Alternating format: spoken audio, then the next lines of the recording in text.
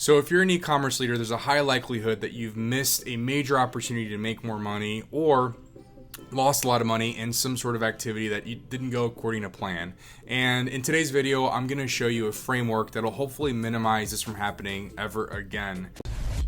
If you don't know already, I'm Alex from PenPath, and we're an e-commerce platform that automates data analysis. And we make these videos to help e-commerce leaders everywhere interpret, understand, and utilize their data to make more money.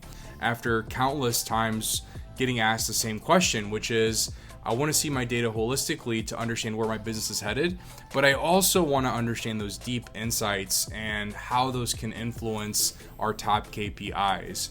And so really this boils down to an important framework that we call aggregation versus segmentation. And I'm going to explain what I mean. So let's just say that you have a Shopify store or an e-commerce brand, and you're selling a lot of different products. And you have this budget of, like, let's just say $500,000 you're spending a month, and you're going to take that money, you're going to allocate it towards YouTube, you're going to allocate some of that towards TikTok, maybe towards Facebook, right? And so what's happening now is you're taking a piece of information, which is a budget, and you're dividing it out into different places. And now basically you're creating lots of data in different platforms.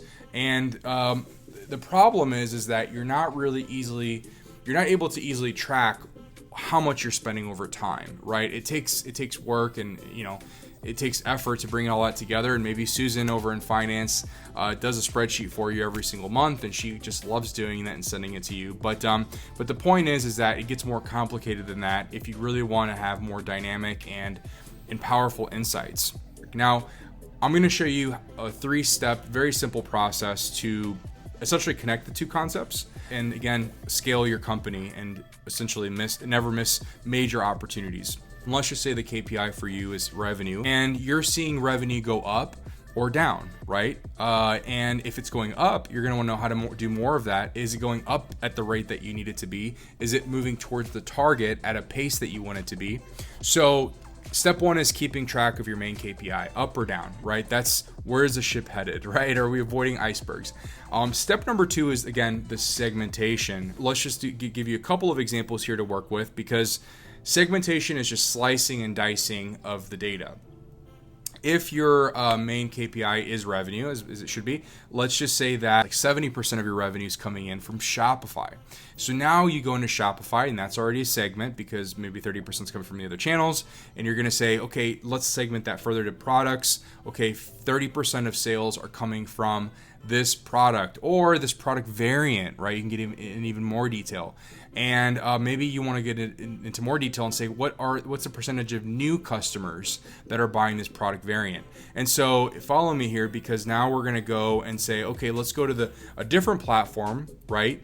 Which has a different set of segments. So let's go to Google Analytics. And we're going to say, how many people are landing on this product page? That's an aggregated metric. And what's a segment of that? And so 30% of people in this example landed on that page, and they came from Facebook. So now you're kind of starting to put together a story to help scale your top selling product from the platform that's bringing you in the most money. I hope you could follow along there. You can certainly do a lot more ways. We had a customer make a ton of money because he found out that Denmark or Germany, I forget what it was bringing in a massive 200 or 300% growth in sales. And they weren't running any ads for this specific country. And so they were like, holy cow, let's just dump a bunch of money and run obviously ads to Denmark or whatever it was.